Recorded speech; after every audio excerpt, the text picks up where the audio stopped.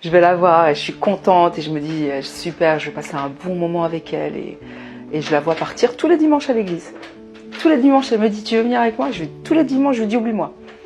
Il n'y a pas moyen, je ne viendrai pas avec toi. Je suis musulmane, je suis pratiquante, j'aime Allah. J'ai une vie chaotique, mais j'aime Allah. Il faut que je me raccroche. Et puis quelque part, c'est un héritage. Tu peux pas lâcher ça. Je pouvais pas lâcher ça. C'était pas possible. C'était encore quelque chose dans laquelle je m'accrochais quelque part. Parce que je me disais, au moins, il y a ça.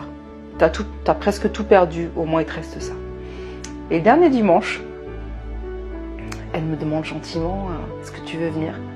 Et je lui dis non. Et intérieurement, j'ai cette voix qui me dit, et pourquoi pas? Regarde.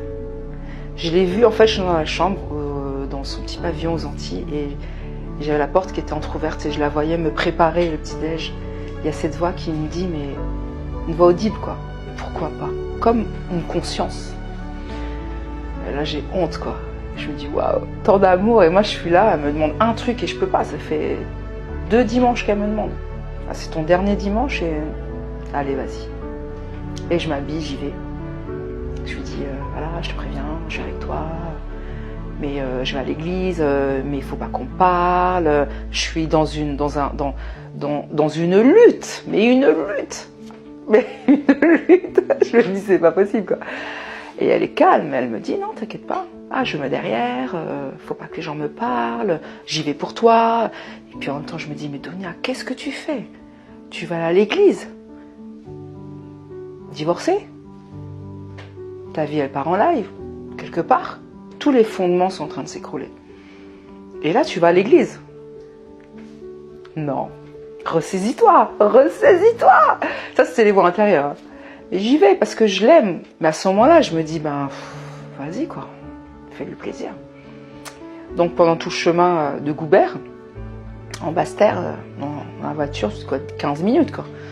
Je n'ai pas arrêté de la saouler. Oui, je vais pas y aller. Enfin, j'y vais, mais bon, nanana.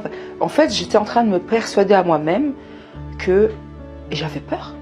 J'avais vraiment peur de rentrer dans cette église. Je ne sais pas pourquoi, mais j'avais peur. Et là, j'arrivais à l'église. Les gens me disent bonjour, me sourient.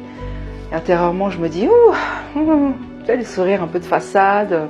Je suis pas bien, quoi. Je lutte. Et je suis derrière et quand la louange commence, je me dis, mais c'est quoi ces gens-là? Blasphème contre Dieu, c'est de mécréants. Je suis pleine de méchanceté à l'intérieur de moi. Je me dis, c'est quoi ces gens, au final? Ils sont tous perdus. Donc je commence à critiquer, mais vraiment fort, hein, bien comme il faut. Et là, je sens, première expérience, première rencontre avec ce qu'on appelle le Saint-Esprit. Je sens une chaleur, mais qui me brûle pas, mais que je sens une chaleur tellement forte. Et je sens cette chaleur qui commence, qui descend, et au moment où ça descend, je ne vois plus rien. Je tombe, je me fais pas mal, hein. Je ne vois plus rien, je n'entends plus rien, le trou noir. Et au moment où cette chaleur ressort de mon corps, je dis, Jésus et Dieu, on m'a menti. Et je pleure. Je suis complètement déboussolée. Et quand je dis ce mot-là, Jésus et Dieu, on m'a menti, mais je pleure. Et j'ai l'impression de vouloir reprendre ça et me le remettre dans ma bouche. Je me dis, qu'est-ce que tu fais? Et là, je sors de l'église, c'est trop pour moi. Je me dis, c'est pas possible. Qu'est-ce qui s'est passé, quoi? Je sors de l'église, la louange continue. Enfin, le prédicateur... c'était la louange, le prédicateur continue à parler. Je sors de l'église, c'est trop pour moi. J'ai l'impression de... Je sais, au fond de moi, du fond de moi, je sais que ça vient de Dieu. Et c'est pas possible. Dieu, pour moi, Dieu, c'est pas Jésus. Pour moi, Dieu, il peut pas se révéler comme ça. C'était pas mon plan, c'était pas ma vision, c'était pas... c'est pas possible. C'était trop... Tout, mais pas ça, quoi. Tout, mais pas ça. Pour moi, c'était pas possible. Alors là, tu bascules de l'autre côté. C'est trop dur. Donc... Catherine vient me voir et elle me dit, oui, tu as été visitée par le Saint-Esprit. Je dis, vous êtes des sorciers dans cette église, qu'est-ce que vous m'avez fait? Le pasteur vient me voir, donc je reprends mes esprits, parce que quand même, Catherine, voilà, il faut respecter, on a une éducation. Il me parle, mais je l'écoute sans l'écouter.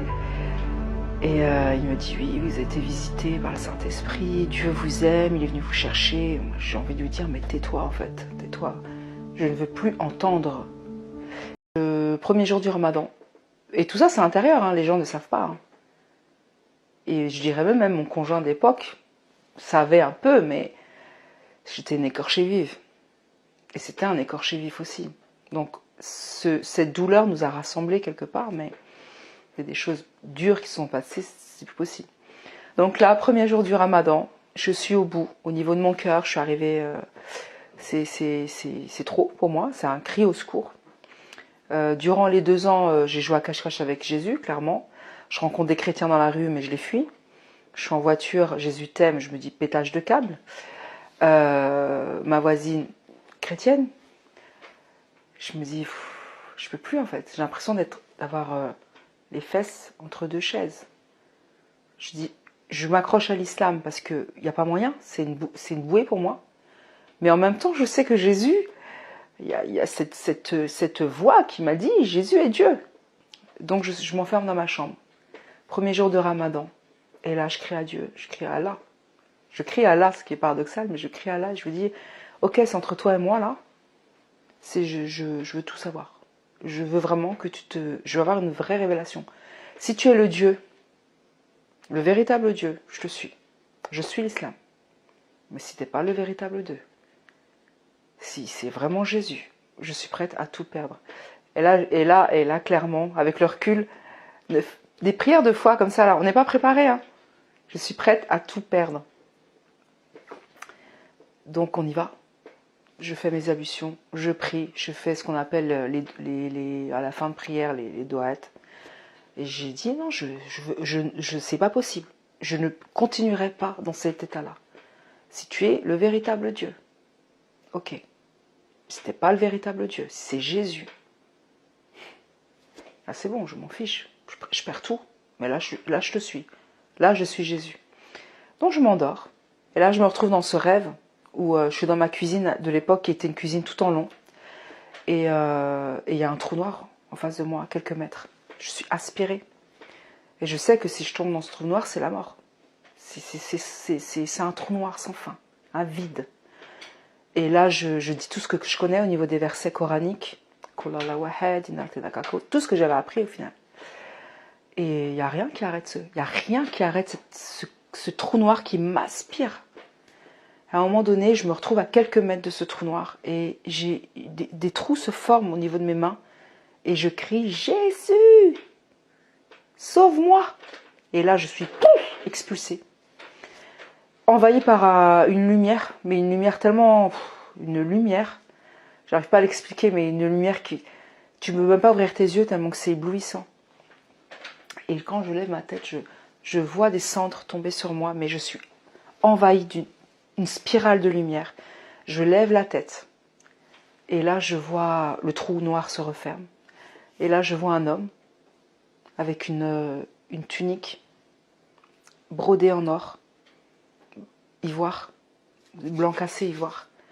Je vois pas son visage, mais je vois sa peau qui est scintillante comme des diamants qu'on a écrasés. Et il me fait ça. Et là, intérieurement, je sais que c'est Jésus. Et je lui donne ma vie, en fait. Je me réveille, il est 5h30, je n'oublierai jamais cette heure-là.